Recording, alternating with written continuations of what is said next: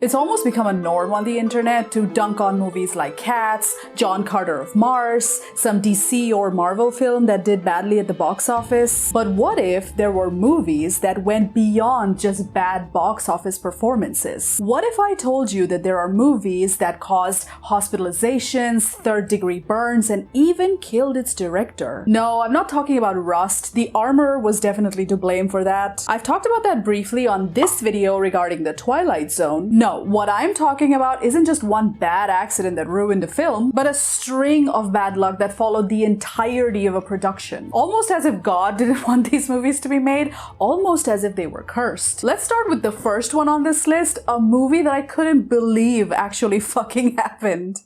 1, 2, 3, 4. Roar.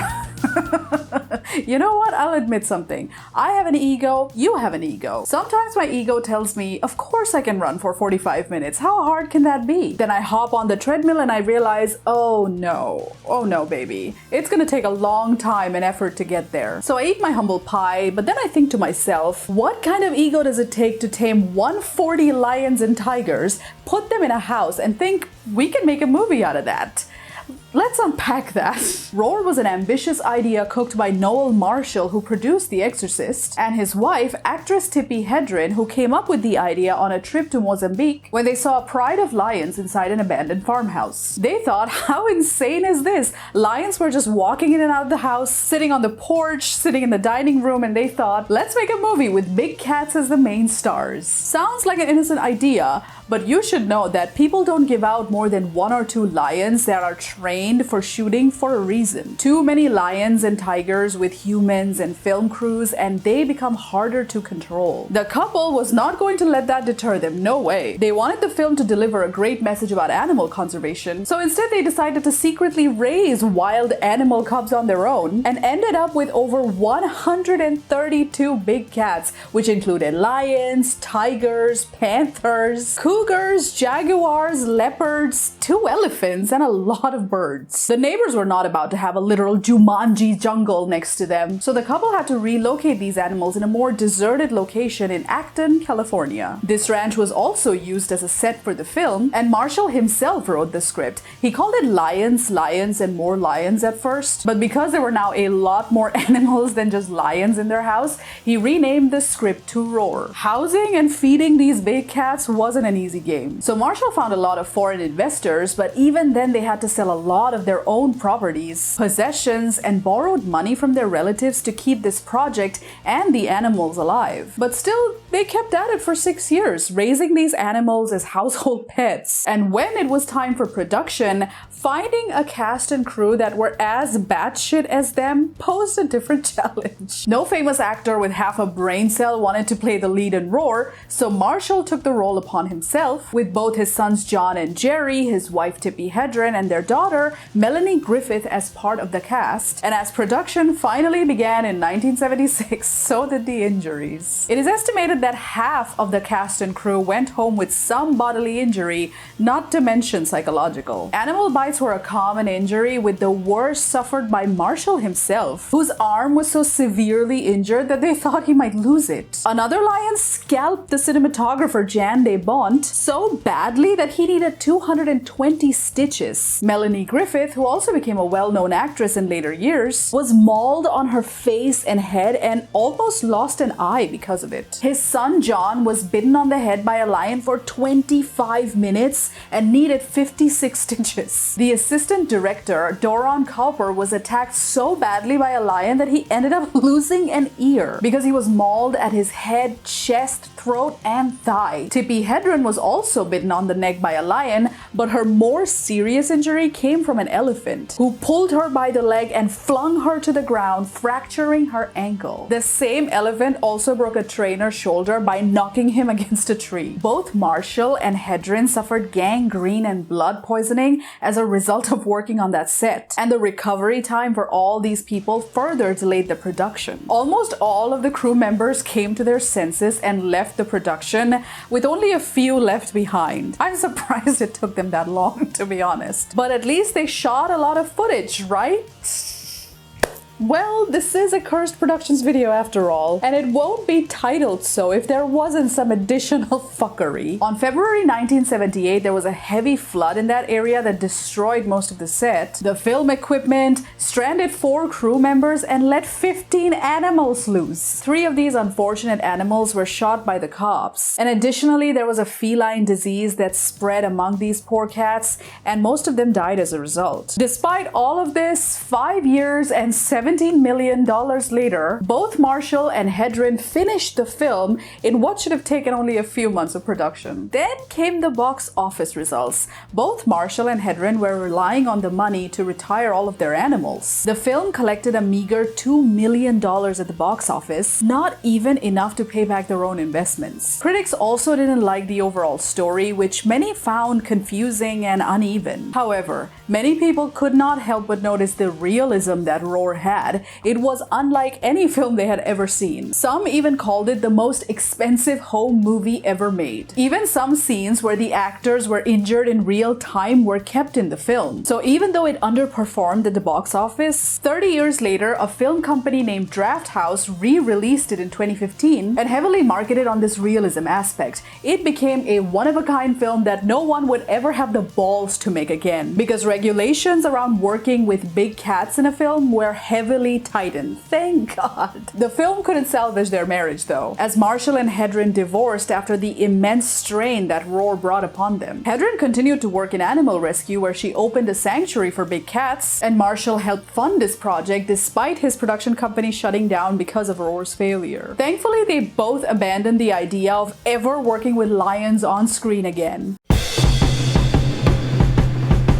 The Wizard of Oz. I was shocked when I first found out that The Wizard of Oz was the most watched film of all time. Maybe because I'm not an American, but when CBS bought the rights to air it on TV, it became a sort of yearly ritual to watch The Wizard of Oz on every household. Which is good, because the circumstances that led to the making of this film was downright tragic, even cursed if you will. The most notable victim of this film was definitely Judy Garland, who wasn't just taunted by the producers and crew members of Oz, but also by her own mother, who gave her amphetamines and barbiturates from the age of 9. This gave her a lifelong addiction and body dysmorphia, and working on The Wizard of Oz did not help. She was an incredible talent, but the executives treated her like an ugly duckling, who was there for her incredible voice, not her looks. She was called a fat little pig with pigtails, little hunchback, and the makeup department would talk about fixing her flaws right in front of her as if she wasn't even there. "I was studied like a piece of merchandise," she said. "It didn't occur to anyone that I might have feelings." The humiliation didn't stop there. They gave her a restrictive corset to reshape her figure, caps to hide her teeth,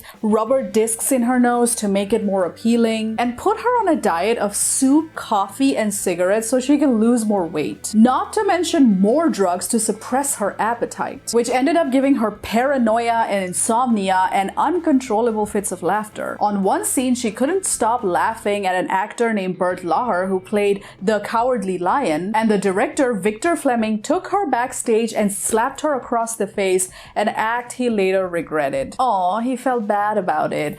World's smallest violin. If you think she had it bad, the others were not spared either. The Wizard of Oz set was like a hot sauna straight out of hell. The lights they used to keep the set lit cost about 1/10 of the total budget and made the room over 100 degrees hot. There was even a fire risk, so firemen had to be on standby, and the exposure to these lights gave some crew members an inflammatory eye disease. Actors like Burt Laher, who had to wear a 90-pound lion costume made of real lion pelts, collapsed frequently from heat exhaustion. His costume had to be aired out overnight using industrial fans because of the sweat. Everyone was sweating balls and suffered from heat exhaustion. But none had it worse than the actor who played the Tin Man, Buddy Epson, who was painted with pure aluminum dust all over his body, which was poison for his lungs. Epson inhaled and ingested this dust every day, leading to lung damage and severe allergic reactions, and he had to be put on an oxygen tank for 2 weeks to recover. The studio thanked him by firing him when he returned on set and replaced him with Jack Haley, who also suffered an eye infection from the same aluminum makeup that was turned to a paste to minimize damage. It didn't work,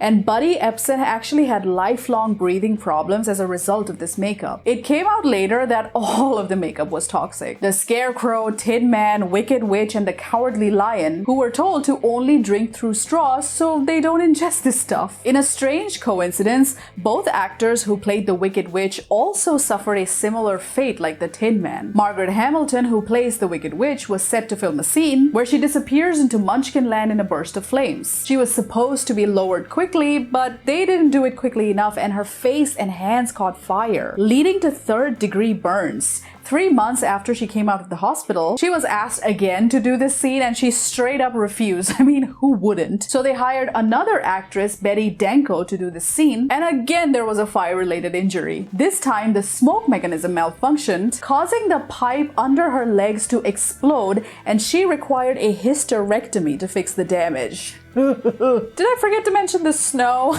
That was pure asbestos. Yeah, asbestos was marketed back in the day as fireproof, so the studios used it on everything. Costumes, set pieces, and most importantly, the snow. Anyone who has heard of asbestos knows the kind of damage it can cause to your lungs once you inhale it. But wait, there's more.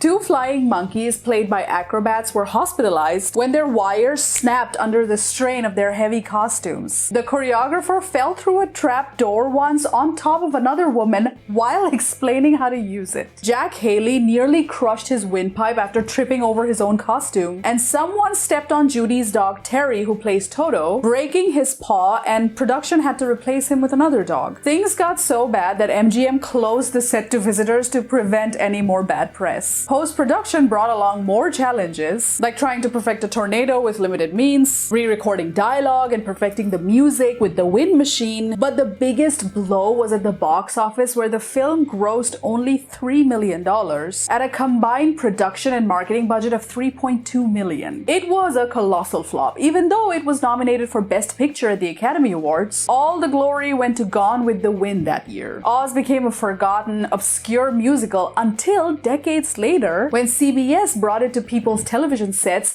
Almost 45 million people tuned in, and for 3 decades it ran strong in every household till it became the most memorable and referential piece of cinema of our lives. If you've ever heard the phrase, "We're not in Kansas anymore, home is where the heart is," or terms like flying monkeys, now you know where it comes from. Stalker. This is one of the more tragic cases on this list. If someone made an award for the most bad luck ever acquired, it should be given to the director of this film, Andrei Tarkovsky. That's because Stalker was not the first bad batch of luck Tarkovsky encountered when it came to production hell. In another film called The Sacrifice, his camera actually jammed during a scene where a man burned his house down, and nothing was filmed as the house went up in flames. They put together enough money to rebuild the house and film it again, and apparently his cinematographer had advised him to bring more than one camera to shoot such an expensive scene. Always listen to your DP, man. But Stalker takes the cake for the most hellish production of Tarkovsky's career. The plot of the movie is very cut and dry, but apparently Tarkovsky wanted to make an anti-Kubrick film, which means instead of the clean look of 2001: A Space Odyssey, he wanted the future to look more desolate and dystopian. In the film, a guide has to take a writer and a professor to a restricted area called the Zone, where a UFO had crash landed, and the military that went to retrieve it never came back. People want to go to this restricted zone because it has a strange effect on reality, and guides like the Stalker are the only ones who can smuggle people back and forth. It's loosely based on the novel Roadside Panic, but what makes this movie different is its atmospheric nature, where you almost feel like you're inside the movie. And you're also curious about what's actually inside the zone, and the movie doesn't tell you immediately, and instead lets your mind explore in these long takes. The first problem that occurred was between Tarkovsky and his cinematographer Georgi Rurberg. Both men would not stop butting heads during production, and it came to a boiling point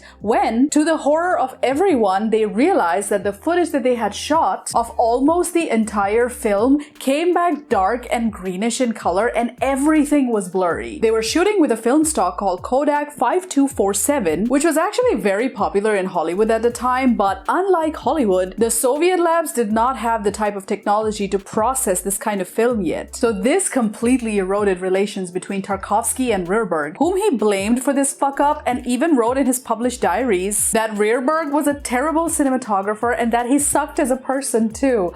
Ouch. So he fired Rierberg and went through 2 other cinematographers, but that was only the start of his problems. The next issue was with the location of the film that caused the most fatal problems. Tarkovsky originally wanted to shoot in the deserts of Tajikistan, but an earthquake thwarted his plans and landed the production near an abandoned hydroelectric plant in Tallinn, Estonia, which gave the film its final dystopian look. Tarkovsky hated this change, but because they lost so much money in the first shoot, he settled for the abandoned locations and less tanks in the zone. This change sealed the fates of the cast and crew. They had to stand for hours in an oily river up to their knees, which was actually industrial waste dumped into the river by the nearby chemical plant and pulp mill. The water also had a strange foam and a disgusting smell, and strange ashy flakes fell on top of their heads. It first started with the women in the crew who got like horrible allergic reactions to their faces, and the newly hired cinematographer Alexander Kniahinsky complained of recurring skin inflammations throughout the entire shoot. Even Tarkovsky and his wife Larissa complained of breathing problems, but the real problem showed up years later. Tarkovsky, his wife Larissa Tarkovskaya, and the lead actor of Stalker, Anatoly Solonitsyn, all died of lung cancer just a few years apart from each other. Many people who worked in the film, like sound designer Vladimir Sharun, maintain that all 3 of them died as a direct result to exposure to dangerous chemicals on the set of Stalker. It was also quite sad that the original footage that was greenish in nature was also lost in a fire in 1988. So we'd never get to see Tarkovsky's actual vision for this film. Despite the bad luck and cursed production, Stalker remains one of the most important pieces of Soviet cinema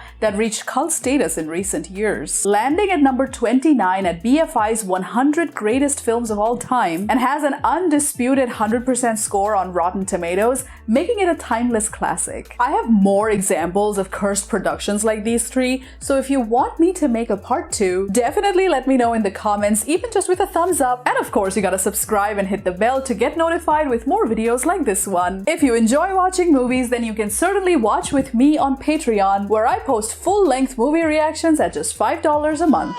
The fact that he lightly placed his foot on that nail. Consider supporting my channel if you enjoyed, and check out my Discord where we talk about movies 24/7. Have fun with more videos like these right here, and I will see you next video.